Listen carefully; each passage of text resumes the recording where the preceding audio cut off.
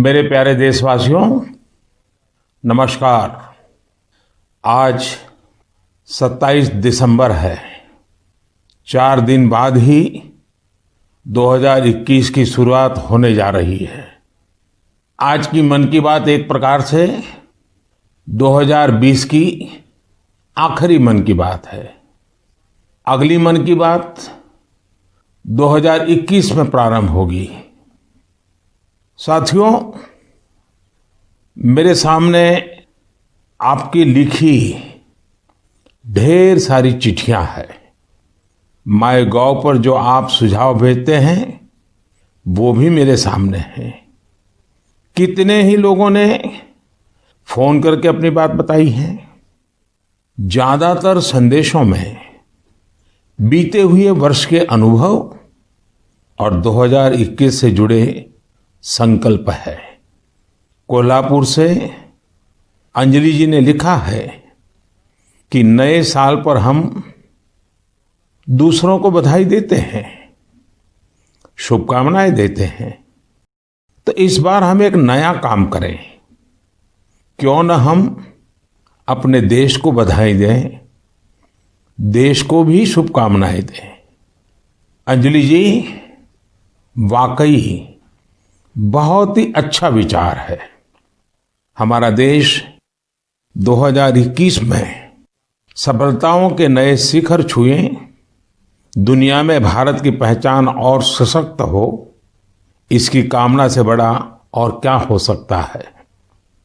साथियों, नमो ऐप पर मुंबई के अभिषेक जी ने एक मैसेज पोस्ट किया है। उन्होंने लिखा है कि 2020 ने जो दिखा दिया, जो सिखा दिया, वो कभी सोचा ही नहीं था। कोरोना से जुड़ी तमाम बातें उन्होंने लिखी हैं। इन चिट्ठियों में, इन संदेशों में मुझे एक बात जो कॉमन नजर आ रही है, खास नजर आ रही है, वो मैं आज आपसे शेयर करना चाहूंगा। अधिकतर पत्रों में लोगों ने देश के सामर्थ्य, देशवासियों की सामूहिक शक्ति की भरपूर प्रशंसा की है। जब जनता कर्फ्यू जैसा अभिनव प्रयोग पूरे विश्व के लिए प्रेरणा बना, जब ताली थाली बजाकर देश ने हमारे कोरोना वॉरियर्स का सम्मान किया था, एकजुटता दिखाई थी, उसे भी कई लोगों ने याद किया है। साथियों, देश के सामान्य से सामान्य मानवी ने इस बदलाव को महसूस किया है। मैंने देश में आशा का एक अद्भुत प्रभाव भी देखा है। चुनौतियां खूब आई, संकट भी अनेक आए। कोरोना के कारण दुनिया में सप्लाई चेन को लेकर अनेक बाधाएं भी आई, लेकिन हमने हर संकट से नए सबक लिए। देश का नया सामर्थ्य भी पैदा हुआ। अगर शब्दों में कहना है तो इस सामर्थ्य का नाम है आत्मनिर्भरता। साथियों, दिल्ली में रहने वाले अभिनव बैनर्जी ने अपना जो अनुभव मुझे लिखकर भेजा है वो भी बहुत दिलचस्प है। अभिनव जी को अपनी रिश्तेदारी में बच्चों को गिफ्ट देने के लिए कुछ खिलौने खरीदने थे, इसलिए वो दिल्ली की झंडेवालान मार्केट गए थे। आप में से बहुत लोग जानते ही होंगे, ये मार्केट दिल्ली में साइकिल और खिलौनों के लिए जाना जाता है। पहले वहां महंगे खिलौना का मतलब भी इंपोर्टेड खिलौने होता था और सस्ते खिलौने भी बाहर से आते थे। लेकिन अभिनव जी ने चिट्ठी में लिखा है कि अब वहां के कई दुकानदार कस्टमर्स को ये बोल बोल कर टॉयज बेच रहे हैं कि अच्छे वाला टॉय है क्योंकि ये भारत में बना है, मेड इन इंडिया है। कस्टमर्स भी इंडिया मेड टॉयज की ही मांग कर रहे हैं। यही तो है ये सोच में कितना बड़ा परिवर्तन। यह तो जीता जागता सबूत है देशवासियों की सोच में कितना बड़ा परिवर्तन आ रहा है, और वो भी 1 साल के भीतर भीतर। इस परिवर्तन को आंकना आसान नहीं है। अर्थशास्त्री भी इसे अपने पैमानों पर तोल नहीं सकते। साथियों, मुझे विशाखापट्टनम से वेंकट मुरली प्रसाद जी ने जो लिखा है, उसमें भी एक अलग ही तरह का आइडिया है। वेंकट जी ने लिखा है, मैं आपको 2021 के लिए 2021 के लिए अपना एबीसी अटैच कर रहा हूं। मुझे कुछ समझ में नहीं आया कि आखिर एबीसी से उनका क्या मतलब है। तब मैंने देखा कि वेंकट जी ने चिट्ठी के साथ एक चार्ट भी अटैच कर रखा है। मैंने वो चार्ट देखा और फिर समझा कि एबीसी का उनका मतलब है आत्मनिर्भर भारत चार्ट, एबीसी। यह बहुत ही दिलचस्प है। वेंकट जी ने उन सभी चीजों की पूरी लिस्ट बनाई है जिन्हें वो प्रतिदिन इस्तेमाल करते हैं। इसमें electronics, stationery, self care items, उसके अलावा और भी बहुत कुछ शामिल है। वेंकट जी ने कहा है कि हम जाने अनजाने में उन विदेशी प्रोडक्ट्स का इस्तेमाल कर रहे हैं जिनके विकल्प भारत में आसानी से उपलब्ध हैं।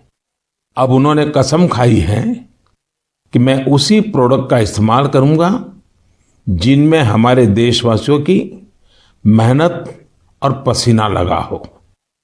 साथियों, लेकिन इसके साथ ही उन्होंने कुछ और भी ऐसा कहा है जो मुझे काफी रोचक लगा है।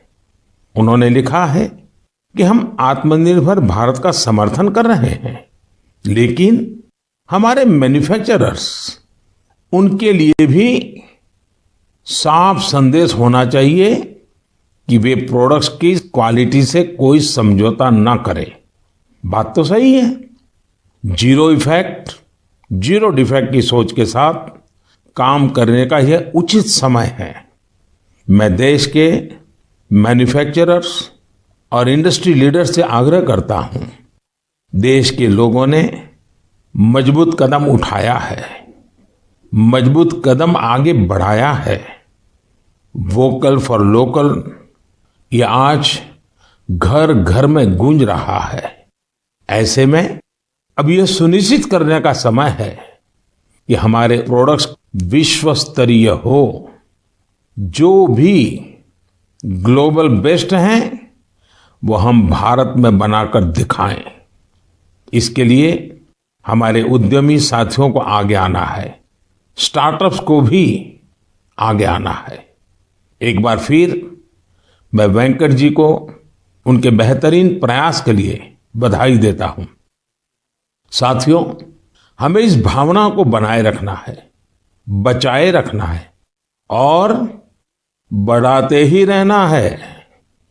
मैंने पहले भी कहा है और फिर मैं देशवासियों से आग्रह करूंगा, आप भी एक सूची बनाएं। दिन भर हम जो चीजें काम में लेते हैं उन सभी चीजों की विवेचना करें और ये देखें कि अनजाने में कौन सी विदेश में बनी चीजों ने हमारे जीवन में प्रवेश कर लिया है, एक प्रकार से हमें बंदी बना दिया है। इनके भारत में बने विकल्पों का पता करें और ये भी तय करें कि आगे से भारत में बने, भारत के लोगों के मेहनत से, पसीने से बने उत्पादों का हम इस्तेमाल करें। आप हर साल न्यू ईयर रिजोल्यूशन लेते हैं। इस बार एक रिजोल्यूशन अपने देश के लिए भी जरूर लेना है। मेरे प्यारे देशवासियों, हमारे देश में आतताइयों से, अत्याचारियों से, देश की हजारों साल पुरानी संस्कृति, सभ्यता, हमारे रीति रिवाज को बचाने के लिए कितने बड़े बलिदान दिए गए हैं। आज उन्हें याद करने का भी दिन है। आज के ही दिन गुरु गोविंद सिंह जी के पुत्रों साहिबजादे जोरावर सिंह और फतेह सिंह को दीवार में जिंदा चुनवा दिया गया था। अत्याचारी चाहते थे कि साहिबजादे अपनी आस्था छोड़ दे, महान गुरु परंपरा की सीख छोड़ दे, लेकिन हमारे साहिबजादों ने इतनी कम उम्र में भी गजब का साहस दिखाया, इच्छा शक्ति दिखाई। दीवार में चुने जाते समय पत्थर लगते रहे, दीवार ऊंची होती रही, मौत सामने मंडरा रही थी, लेकिन फिर भी वो टस से मस नहीं हुए। आज ही के दिन गुरु गोविंद सिंह जी की माता जी, माता गुजरी ने भी शहादत दी थी।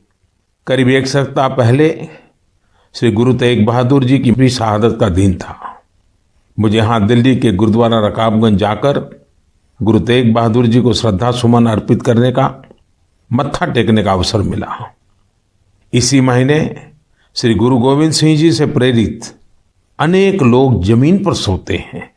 लोग श्री गुरु गोविंद सिंह जी के परिवार के लोगों के द्वारा दी गई शहादत को बड़ी भावपूर्ण अवस्था में याद करते हैं। इस शहादत ने संपूर्ण मानवता को, देश को नई सीख दी। इस शहादत ने हमारी सभ्यता को सुरक्षित रखने का महान कार्य किया। हम सब इस शहादत के कर्जदार हैं।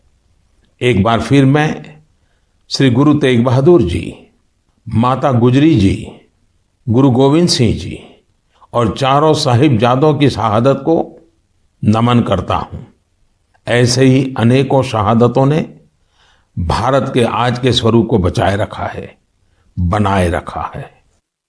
मेरे प्यारे देशवासियों, अब मैं एक ऐसी बात बताने जा रहा हूं जिससे आपको आनंद भी आएगा और गर्व भी होगा।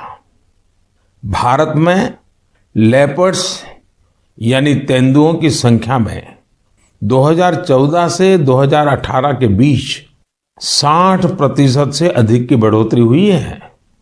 2014 में देश में लेपर्ड्स की संख्या लगभग 7,900 थी। वहीं 2019 में इनकी संख्या बढ़कर 12,852 हो गई। ये वही लेपर्ड्स हैं जिनके बारे में जिम कॉर्बेट ने कहा था, जिन लोगों ने लेपर्ड्स को प्रकृति में स्वच्छंद रूप से घूमते नहीं देखा, वो उसकी खूबसूरती की कल्पना ही नहीं कर सकते। उसके रंगों की सुंदरता और उसकी चाल की मोहकता का अंदाज नहीं लगा सकते। देश के अधिकतर राज्यों में, विशेषकर मध्य भारत में, तेंदुओं की संख्या बढ़ी है। तेंदुए की सबसे अधिक आबादी वाले राज्यों में मध्य प्रदेश, कर्नाटका और महाराष्ट्र सबसे ऊपर है। यह एक बड़ी उपलब्धि है। तेंदुए पूरी दुनिया में वर्षों से खतरों का सामना करते आ रहे हैं। दुनिया भर में उनके हैबिटेट को नुकसान हुआ है। ऐसे समय में भारत ने तेंदुए की आबादी में लगातार बढ़ोतरी कर पूरे विश्व को एक रास्ता दिखाया है। आपको इन बातों की भी जानकारी होगी कि पिछले कुछ सालों में भारत में शेरों की आबादी बढ़ी है, बाघों की संख्या में भी वृद्धि हुई है, साथ ही भारतीय वन क्षेत्र में भी इजाफा हुआ है। इसकी वजह यह है कि सरकारी नहीं बल्कि बहुत से लोग, सिविल सोसाइटी, कई संस्थाएं भी हमारे पेड़ पौधों और वन्य जीवों के संरक्षण में जुटी हुई हैं। वे सब बधाई के पात्र हैं। साथियों, मैंने तमिलनाडु के कोयम्बटूर में एक हृदयस्पर्शी प्रयास के बारे में पढ़ा। आपने भी सोशल मीडिया पर इसके विजुअल्स देखे होंगे। हम सब ने इंसानों वाली व्हीलचेयर देखी है, लेकिन कोयम्बटूर की एक बेटी गायत्री ने अपने पिताजी के साथ एक पीड़ित डॉग के लिए व्हीलचेयर बना दी। यह संवेदनशीलता प्रेरणा देने वाली है और यह तभी हो सकता है जब व्यक्ति हर जीव के प्रति दया और करुणा से भरा हुआ हो। दिल्ली, एनसीआर और देश के दूसरों शहरों में ठिठुरती ठंड के बीच बेघर पशुओं की देखभाल के लिए कई लोग बहुत कुछ कर रहे हैं। वे उन पशुओं के खाने पीने और उनके लिए स्वेटर और बिस्तर तक का इंतजाम करते हैं। कुछ लोग तो ऐसे हैं जो रोजाना सैकड़ों की संख्या में ऐसे पशुओं के लिए भोजन का इंतजाम करते हैं। ऐसे प्रयास की सराहना होनी चाहिए। कुछ इसी प्रकार के नेक प्रयास उत्तर प्रदेश के कौशाम्बी में भी किए जा रहे हैं। वहां जेल में बंद कैदी गायों को ठंड से बचाने के लिए पुराने और फटे कंबलों से कवर बना रहे हैं। इन कंबलों को कौशाम्बी समेत दूसरे जिलों की जेलों से एकत्र किया जाता है और फिर उन्हें सिलकर गौशाला भेज दिया जाता है। कौशाम्बी जेल के कैदी हर सप्ताह अनेकों कवर तैयार कर रहे हैं। आइए दूसरों की देखभाल के लिए सेवा भाव से भरे इस प्रकार के प्रयासों को प्रोत्साहित करें। यह वास्तव में एक ऐसा सत्कार्य है जो समाज की संवेदनाओं को सशक्त करता है। मेरे प्यारे देशवासियों, अब जो पत्र मेरे सामने है उसमें दो बड़े फोटो है। ये फोटो एक मंदिर के हैं और बिफोर और आफ्टर के हैं। इन फोटो के साथ जो पत्र है उसमें युवाओं की एक ऐसी टीम के बारे में बताया गया है जो खुद को युवा ब्रिगेड कहती है। दरअसल इस युवा ब्रिगेड ने कर्नाटका में श्रीरंगपट्टन के पास स्थित वीरभद्र स्वामी नाम के एक प्राचीन शिव मंदिर का कायाकल्प कर दिया। मंदिर में हर तरफ घास फूस और झाड़ियां भरी हुई थी, इतनी कि राहगीर भी नहीं बता सकते थे कि यहां एक मंदिर है। एक दिन कुछ पर्यटकों ने इस भूले बिसरे मंदिर का एक वीडियो सोशल मीडिया पर पोस्ट कर दिया। युवा ब्रिगेड ने जब इस वीडियो को सोशल मीडिया पर देखा तो उनसे रहा नहीं गया और फिर इस टीम ने मिलजुल कर इसका जीर्णोद्धार करने का फैसला किया।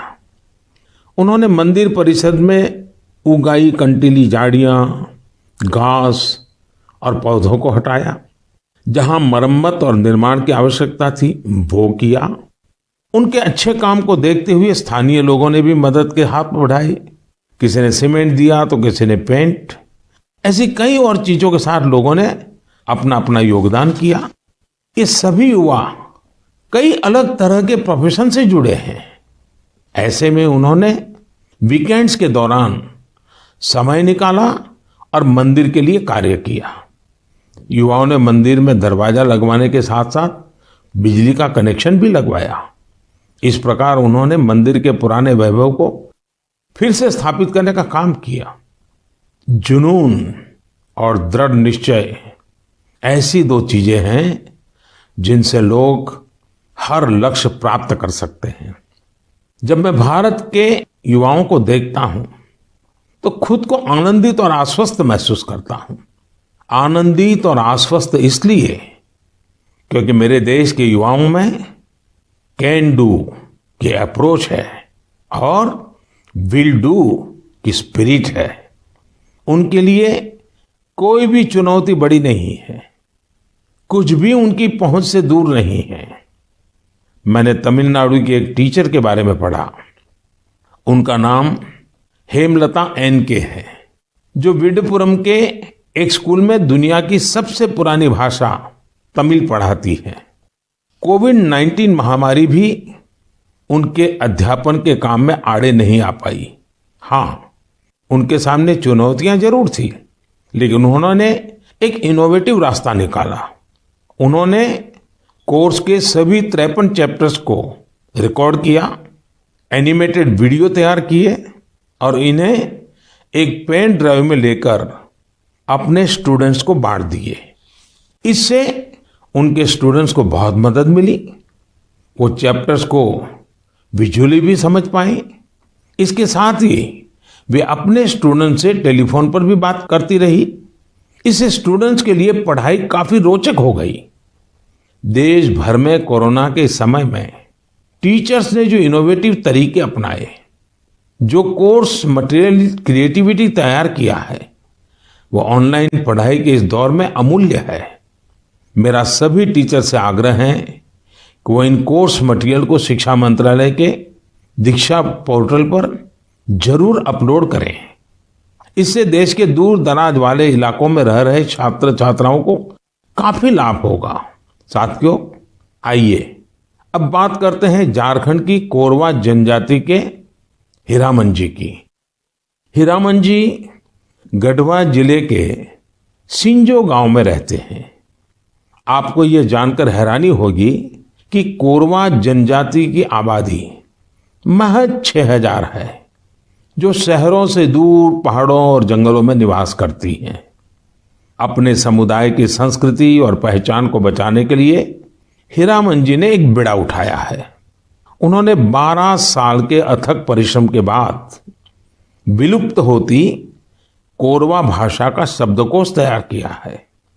उन्होंने इस शब्दकोश में घर गृहस्थी में प्रयोग होने वाले शब्दों से लेकर दैनिक जीवन में इस्तेमाल होने वाले कोरवा भाषा के ढेर सारे शब्दों को अर्थ के साथ लिखा है। कोरवा समुदाय के लिए हीरामन जी ने जो कर दिखाया है वह देश के लिए एक मिसाल है।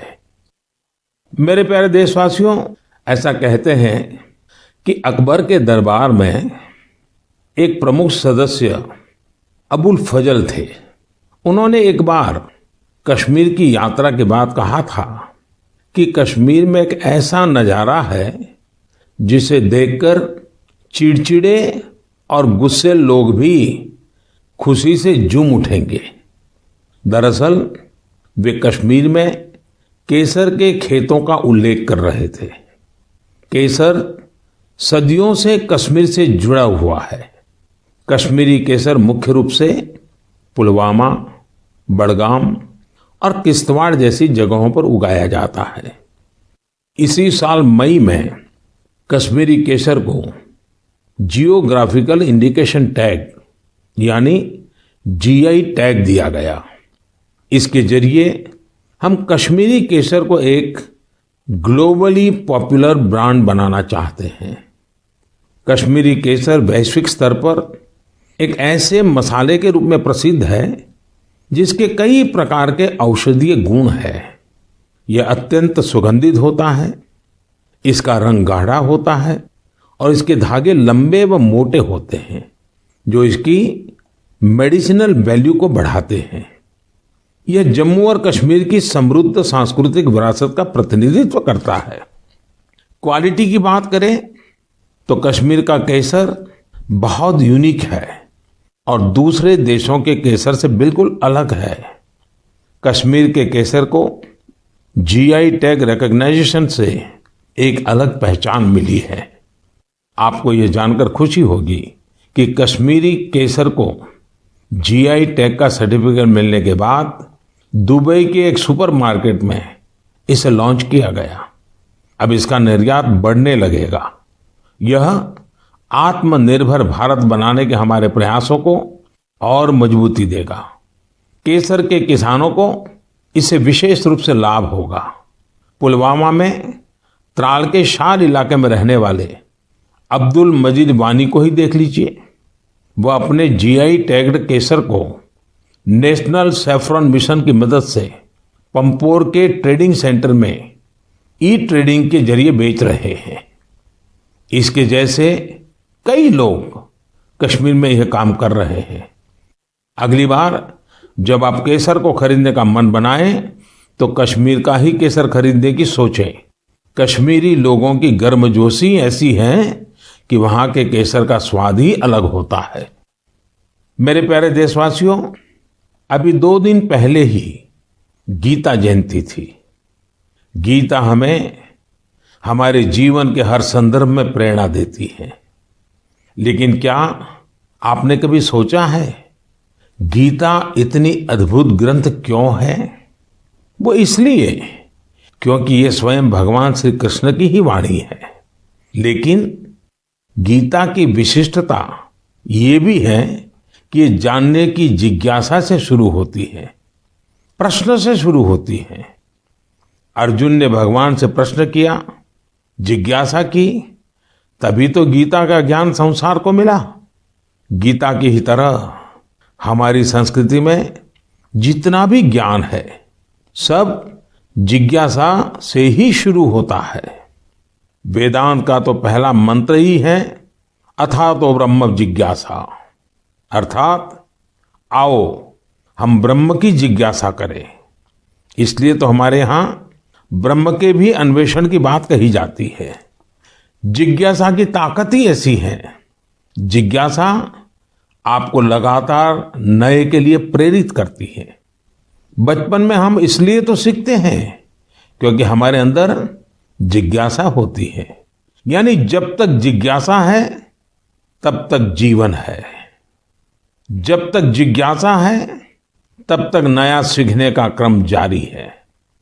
इसमें कोई उम्र, कोई परिस्थिति मायने ही नहीं रखती। जिज्ञासा की ऐसी ही ऊर्जा का एक उदाहरण मुझे पता चला तमिलनाडु के बुजुर्ग श्री टी श्रीनिवासाचार्य स्वामी जी के बारे में। श्री टी श्रीनिवासाचार्य स्वामी जी 92 साल के हैं, 92 इयर्स। वो इस उम्र में भी कंप्यूटर पर अपनी किताब लिख रहे हैं, वो भी खुद ही टाइप करके। आप सोच रहे होंगे कि किताब लिखना तो ठीक है, लेकिन श्रीनिवासाचार्य जी के समय पर तो कंप्यूटर रहा ही नहीं होगा। फिर उन्होंने कंप्यूटर कब सीखा? ये बात सही है कि उनके कॉलेज के समय में कंप्यूटर नहीं था, लेकिन उनके मन में जिज्ञासा और आत्मविश्वास अभी भी उतना ही है जितना अपनी युवावस्था में था। दरअसल श्रीनिवासाचार्य स्वामी जी संस्कृत और तमिल के विद्वान है। वो अब तक करीब 16 आध्यात्मिक ग्रंथ भी लिख चुके हैं।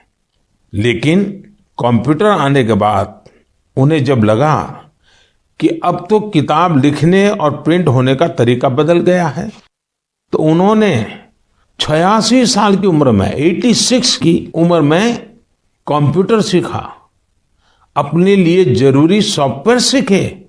अब वो अपनी किताब पूरी कर रहे हैं। साथियों, श्री टी श्रीनिवासाचार्य स्वामी जी का जीवन इस बात का प्रत्यक्ष प्रमाण है कि जीवन तब तक ऊर्जा से भरा रहता है जब तक जीवन में जिज्ञासा नहीं मरती है, सीखने की चाह नहीं मरती है। इसलिए हमें कभी ये नहीं सोचना चाहिए कि हम पिछड़ गए, हम चूक गए, काश हम भी ये सीख लेते। हमें ये भी नहीं सोचना चाहिए कि हम नहीं सीख सकते या आगे नहीं बढ़ सकते। मेरे प्यारे देशवासियों, अभी हम जिज्ञासा से कुछ नया सीखने और करने की बात कर रहे थे। नए साल पर नए संकल्पों की भी बात कर रहे थे। लेकिन कुछ लोग ऐसे भी होते हैं जो लगातार कुछ न कुछ नया करते रहते हैं, नए नए संकल्पों को सिद्ध करते रहते हैं। आपने भी अपने जीवन में महसूस किया होगा, जब हम समाज के लिए कुछ करते हैं तो बहुत कुछ करने की ऊर्जा समाज हमें खुद ही देता है। सामान्य सी लगने वाली प्रेरणाओं से बहुत बड़े काम भी हो जाते हैं। ऐसे ही एक युवा है श्रीमान प्रदीप सांगवान। गुरुग्राम के प्रदीप सांगवान 2016 से हीलिंग हिमालय नाम से अभियान चला रहे हैं। वो अपनी टीम और वॉलंटियर्स के साथ हिमालय के अलग अलग इलाकों में जाते हैं और जो प्लास्टिक कचरा टूरिस्ट वहां छोड़कर आते हैं वो साफ करते हैं। प्रदीप जी अब तक हिमालय की अलग अलग टूरिस्ट लोकेशन से टनों प्लास्टिक साफ कर चुके हैं। इसी तरह कर्नाटका के एक युवा दंपति है अनुदीप और मीनूषा। अनुदीप और मीनूषा ने अभी पिछले महीने नवंबर में ही शादी की है। शादी के बाद बहुत से युवा घूमने फिरने जाते हैं, लेकिन इन दोनों ने कुछ अलग किया। ये दोनों हमेशा देखते थे कि लोग अपने घर से बाहर घूमने तो जाते हैं, लेकिन जहां जाते हैं वहीं ढेर सारा कूड़ा कचरा छोड़कर आ जाते हैं। कर्नाटका के सोमेश्वर बीच पर भी यही स्थिति थी। अनुदीप और मीनूषा ने तय किया कि वो सोमेश्वर बीच पर लोग जो कचरा छोड़कर गए हैं उसे साफ करेंगे। दोनों पति पत्नी ने शादी के बाद अपना पहला संकल्प यही लिया। दोनों ने मिलकर समंदर तट का काफी कचरा साफ कर डाला। अनुदीप ने अपने इस संकल्प के बारे में सोशल मीडिया पर भी शेयर किया। फिर क्या था, उनकी इतनी शानदार सोच से प्रभावित होकर ढेर सारे युवा उनके साथ आकर जुड़ गए। आप जानकर हैरान रह जाएंगे, इन लोगों ने मिलकर सोमेश्वर बीच से 800 किलो से ज्यादा कचरा साफ किया है। साथियों, इन प्रयासों के बीच हमें ये भी सोचना है कि ये कचरा इन बीचीज पर, इन पहाड़ों पर पहुंचता कैसे है। आखिर हम में से ही कोई लोग ये कचरा वहां छोड़कर आते हैं। हमें प्रदीप और अनुदीप मिनुसा की तरह सफाई अभियान चलाना चाहिए, लेकिन उससे भी पहले हमें ये संकल्प भी लेना चाहिए कि हम कचरा फैलाएंगे ही नहीं। आखिर स्वच्छ भारत अभियान का भी तो पहला संकल्प यही है। हाँ, एक और बात मैं आपको याद दिलाना चाहता हूं। कोरोना की वजह से इस साल इसकी चर्चा उतनी हो नहीं पाई है। हमें देश को सिंगल यूज प्लास्टिक से मुक्त करना ही है। ये भी 2021 के संकल्पों में से एक है। आखिर में मैं आपको नए वर्ष के लिए बहुत बहुत शुभकामनाएं देता हूं। आप खुद स्वस्थ रहिए, अपने परिवार को स्वस्थ रखिए। अगले वर्ष जनवरी में नए विषयों पर मन की बात होगी। बहुत बहुत धन्यवाद।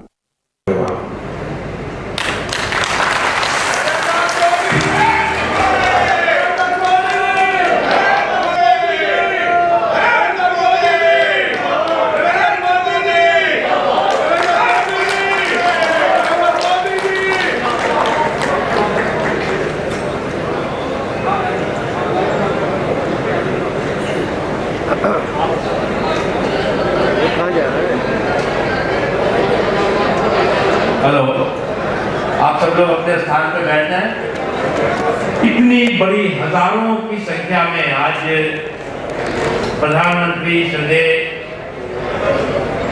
नरेंद्र मोदी जी का आज मन की बात के माध्यम से हम सब ने उद्बोधन सुना। प्रेरणादायक उद्बोधन मोदी जी ने कहा, प्रधानमंत्री जी ने कहा कि इस वर्ष का ये आखिरी उनका मन की बात का संबोधन था। निश्चित तौर से जिस संकल्प के साथ, समावेशी सोच के साथ, सर्वस्पर्शी सशक्तिकरण के साथ और भारत का पूरे विश्व में नाम ऊंचा हो, इस प्रण के साथ नरेंद्र मोदी जी काम कर रहे हैं। आप सब लोग एक बार पूरे जोश के साथ ताली बजा करके और यहाँ से स्वागत करिए, ताकि जो है वो आप सबकी तालियां प्रधानमंत्री नरेंद्र मोदी जी तक पहुंचे। और ये यहाँ पर ये लोग जो है मौजूद, ये सब आपका जो है वो दिखा रहे हैं, वहाँ पे दिखाने वाले हैं, पुराना भी रिपीट भी होगा। और एक बार जोरदार तरीके से नारा लगाएं, नरेंद्र मोदी, नरेंद्र मोदी, नरेंद्र मोदी। आज प्रधानमंत्री जी ने जो बोला कि आत्मनिर्भर भारत की वो तरफ बढ़ रहा है और किसानों के लिए जो भी कर रहे हैं प्रधानमंत्री जी, वो बहुत कुछ कर रहे हैं। तो प्रधानमंत्री जी ने तो बहुत सारी बातें बोली और बहुत सारी बातें प्रधानमंत्री जी ने जो बोली जनता के हित की बोली।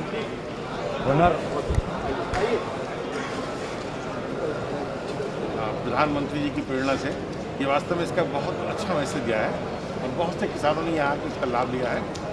हर दुकानों पे काउंटर से जाकर इसको देखा है और मोदी जी के मन की बात से बहुत अच्छा मैसेज पूरे देश में मिला। और आज किसानों का जो आंदोलन चल रहा है, इसमें मोदी जी के कल के उस पर कार्यक्रम में पूरे देश में किसानों ने ये कहा है कि असली किसान हम हैं और हमें कोई परेशानी नहीं है। हमें हर जगह हमारा अनाज बिक रहा है, हमारा धान बिक रहा है, हमें कोई परेशानी नहीं है। हमारे किसानों के हित में बहुत अच्छा काम चल रहा है। हमें खाद यूरिया की कोई दिक्कत रही है, वैसे भी सिंचाई से सारी सब चीज़ें किसान के हित में अच्छी बढ़िया है। जी सर। मैं हरबल सिंह तलेजा, किसान सोसाइटी का चेयरमैन। मैं इतनी बात कहना चाहता हूँ कि हम किसानों को किसी किस्म की कोई परेशानी नहीं हो रही। खाद, पानी, बिजली की पूरी सुविधा उपलब्ध हो रही है। मोदी जी और योगी जी ने जो भी कार्य किए हैं उसमें किसान काफ़ी खुश हैं। किसी किस्म की किसी को कोई दिक्कत नहीं है। कोई खाद की दिक्कत नहीं आ रही। किसी को बिजली पहले 8-10 घंटे मिलती थी, अब 20-20 घंटे बिजली मिल रही है। किसानों को किसी किस्म की कोई परेशानी नहीं। इस टाइम बहुत किसान खुश हैं। पूर्व उपसभापति हूँ सोसाइटी का, और जब से सरकारें आई हैं हमारी मोदी जी की, योगी जी की, किसान बहुत खुशहाल हैं। बहुत समस्या हमारे यहाँ पूरी जो धान है सारे हम एसपी पे बिका है, कोई दिक्कत नहीं हुई है। हमारे पूरा धान बिक गया, पेमड़ी में पूरी मिल गई है, और यहाँ किसान सब खुशहाल है, किसी प्रकार की कोई दिक्कत नहीं। और एक बार जोरदार तरीके से नारा लगाएं, नरेंद्र